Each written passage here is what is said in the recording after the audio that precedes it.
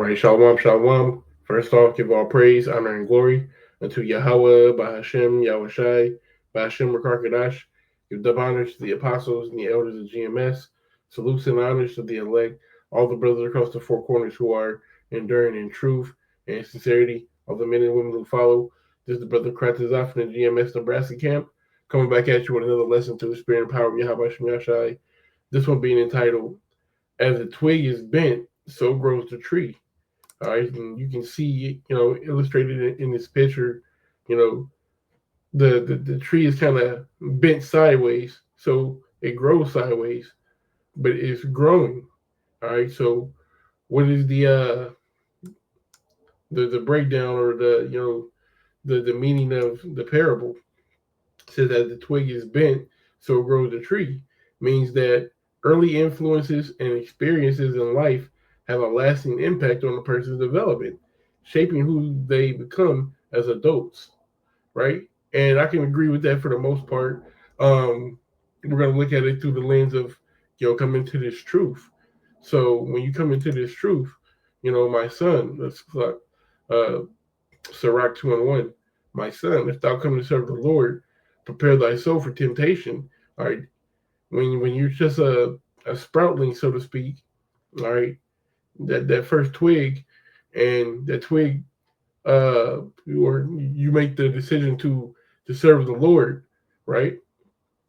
Your twig is going to break a certain way, all right, and you're going to grow that way from there. All right, you have to know what's going on and what you're getting into. When you come to serve the Lord, prepare thyself for temptation, because you're going to have a lot of forces coming after you. All right, let's get that real quick. A couple of scriptures.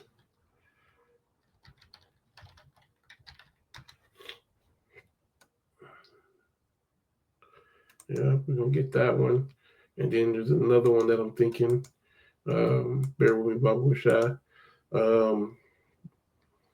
Let's see in my head how to quote it. Give me a second. Okay, yeah.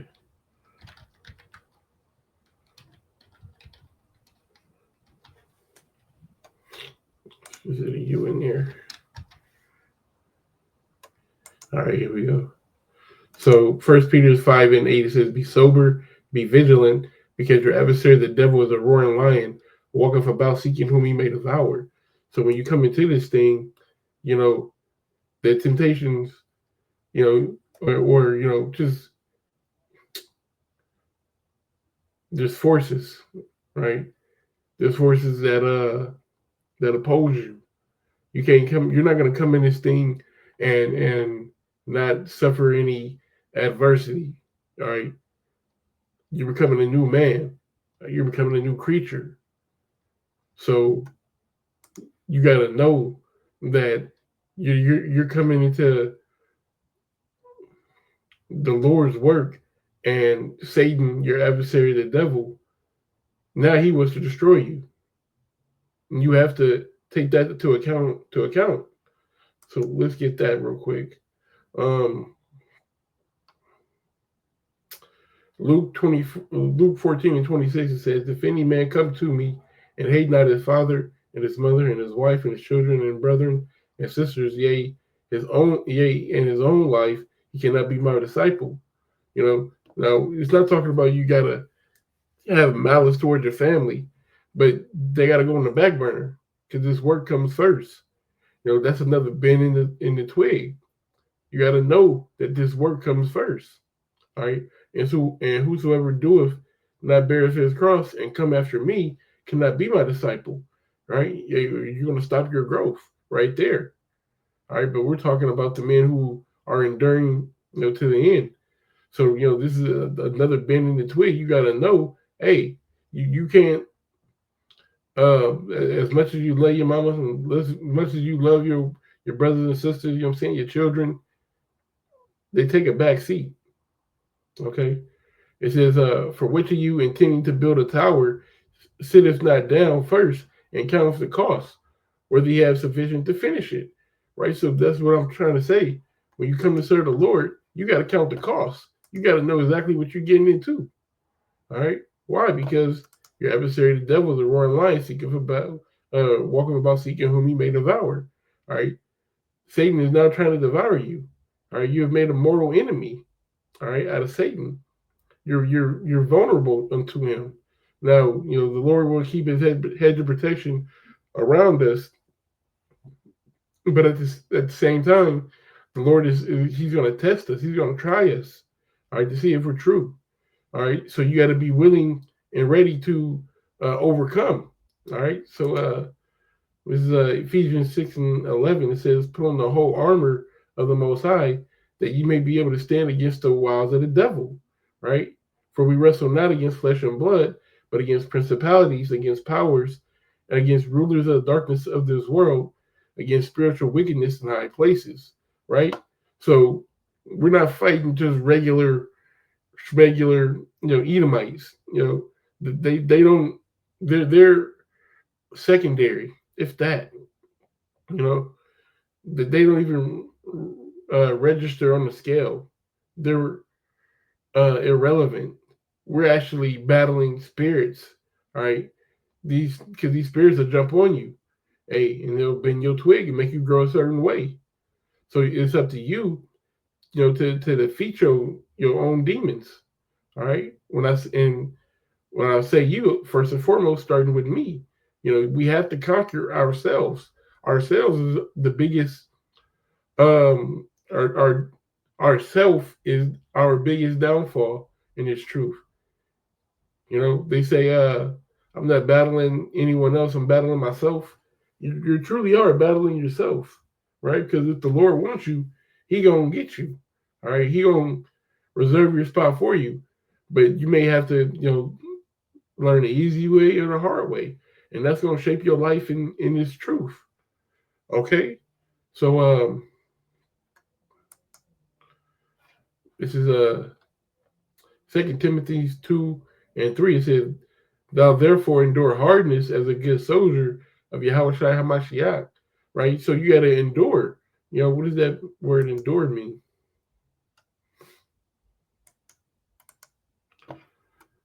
Endure hardness. All right.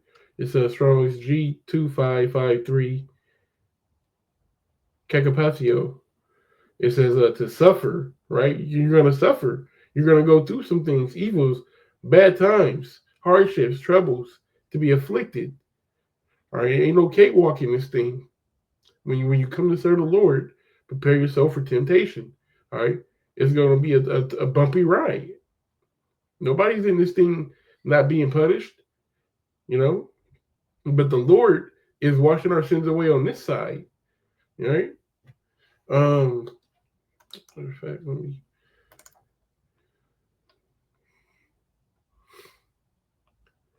So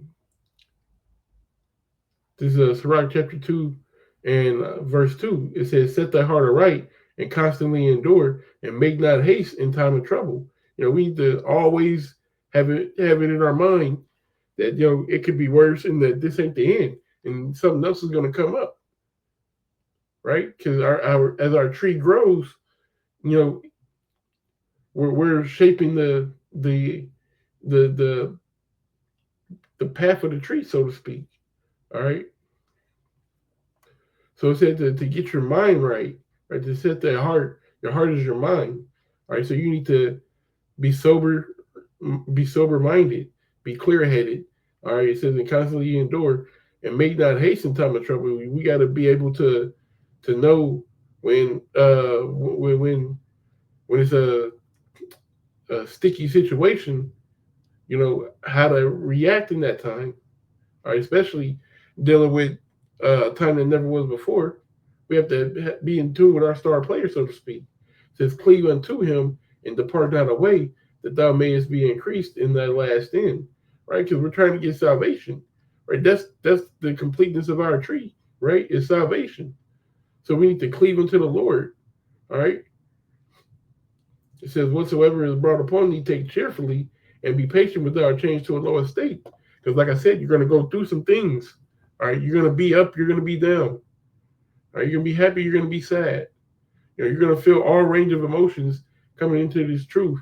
and you just gotta roll with the punches. It says, "For gold is tried in the fire, and acceptable man in the furnace of adversity." Right, because the Lord is, like I said, burning those impurities off of us right now, so that we can be that pure gold. Right. Um, we get this last precept and end it on that. Second Ezra 7:57. It says, then answered he me and said, This is the condition of the battle which man that is born upon the earth shall fight. This is just our lot, right? The prophets were persecuted in the ancient world. The prophets are being persecuted now, and even more so in the near coming future. All right, this is just our lot. But guess what? We do it to recoup a righteous reward. Let me see if we can get that. Uh,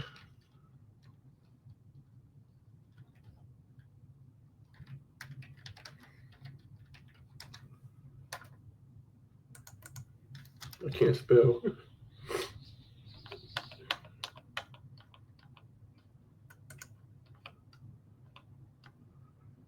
Uh,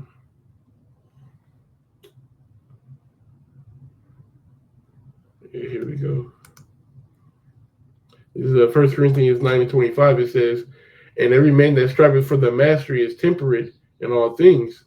Now they do it to obtain a corruptible crown, but we an incorruptible. Right? So we're not doing this for no reason. We're doing this to gain that salvation. All right. So we know what our end goal looks like. All right. So we need to, like I said before, count the cost and know what's going on or what you're going to have to do to get there. All right. Speaking to me first and foremost, I'm not a finished product by any means, and I know that there's more that I can do.